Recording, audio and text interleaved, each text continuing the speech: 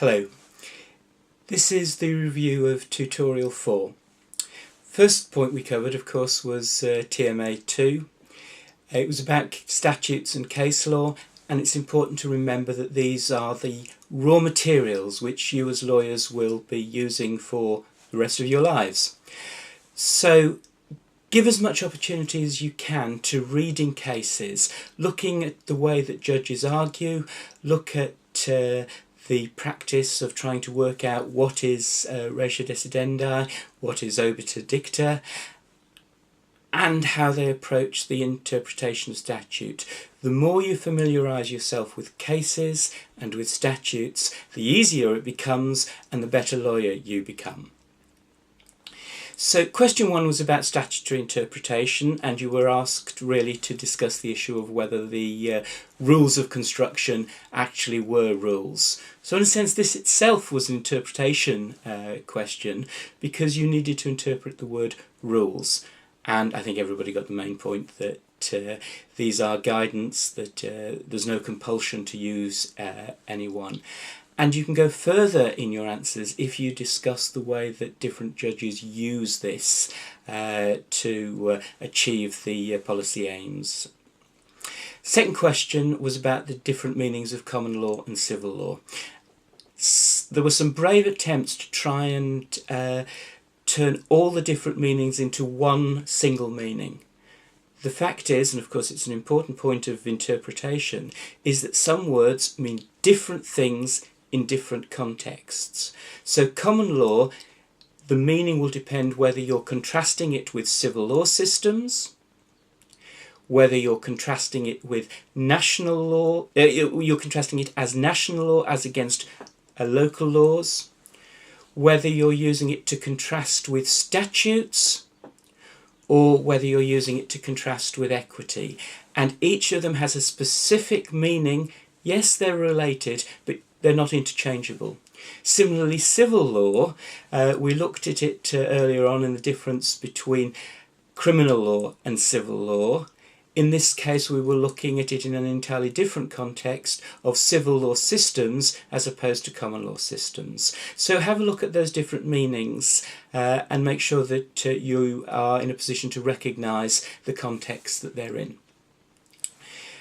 After looking at TMA 2, we looked at police powers, and I argued that it would be a useful exercise to draw up a table for revision purposes, but actually working through this table will help you understand the topic more. Now, I've sent as a group email a copy of the outline of this table, but if you don't have access to that, the columns that I suggest is the first column should be when the right applies. So certain rights arise at arrest, on the way to police station, at arrival at the police station, and then at various time intervals. The second column, a description of the right or power. So the power to arrest limits the circumstances in which an arrest will be lawful. So if I've got a very detailed description of a suspect, you don't meet it in any way, you know, the gender's wrong, the colour's wrong, the size description is wrong, and a policeman arrests you, then he's not going to have reasonable suspicion that you're the person who's committed the offence. On arrest also, of course, there is the right to be told the fact that you're under arrest and the reason for arrest. And similarly, you can go through various rights and powers in the second column. The third column is if there are any qualifications to that. So, for example, the right to have someone informed can be qualified under certain circumstances. The next column deals with the relevant section of PACE or the code. In fact, the legal authority for the right, the power. Next column can deal with types of offences to which a qualification applies. And finally, the level of authority needed to make that exception. So not every police officer can refuse the right to have someone informed. So use those columns in a table so that all those rights are there in an easily accessible form and an easily revisable form. The other thing to remember about this topic, it is about balancing. There are the rights of the individual, there's the rights of society generally, but there's also the important integrity of the judicial system. So many of the miscarriages of justice would have been avoided had the rules that are now set down in PACE been followed. Major element of the rest of your course is European law, so make sure now that your foundations are strong. First point to make is don't confuse the European Union with the European Convention on Human Rights. It's easily done, and the press don't help it by talking about the European Court. They are two entirely different bodies, and again I've sent out a link to a table which sets out what's European Union, what's the Convention of Europe, which is the body that set up the Convention on Human Rights.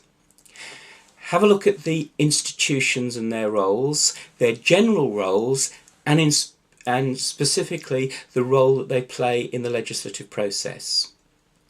Then make sure that you know the types of legislation and their characteristics. As with English law, there's primary legislation and secondary legislation. The treaty is the primary legislation, and this is central to European law. So make sure that you are familiarising yourself with key provisions of it. But then there are regulations, directives and decisions, all binding, but they have different characteristics. Have a look at that. You'll come across two terms that sound the same but are very different. One is direct applicability.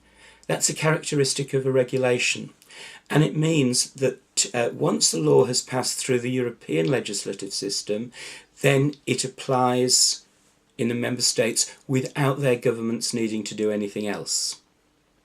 The other term is direct effect. Now, that is a different concept. It's about whether an individual can go to their national court, even their local court, and ask that court to enforce the right that arises in European law. And we'll be looking in more detail at what is needed to establish direct effect. But again, don't confuse direct effect with direct applicability. On to TMA 03. Pay special attention to the material on pages 55 and 56, which is preliminary to the question, but it does lay out very clearly what is expected and what is not to be put in that answer. And of course, if you do put things in that you've been specifically told not to, that's an irrelevancy. And of course, if you look at the criteria, irrelevant points will fall into lower bands than keeping yourself to just what's relevant to the answer. The other thing to look at, of course, is the advice on answering the question, and that sets out key points to address. This exercise is about interpretation plus the application of principles set out in Unit 13.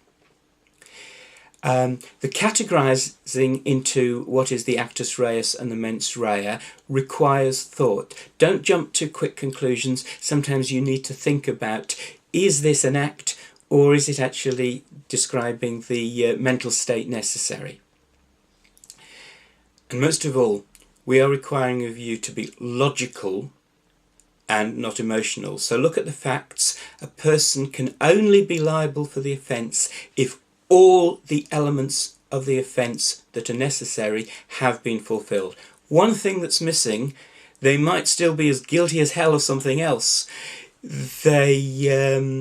And they might be charged with that, but your answer needs to be restricted to the specific offence. And if all the elements aren't there, then the offence has not been committed. Well, thank you for your time, and I hope I'll see some of you at the next tutorial.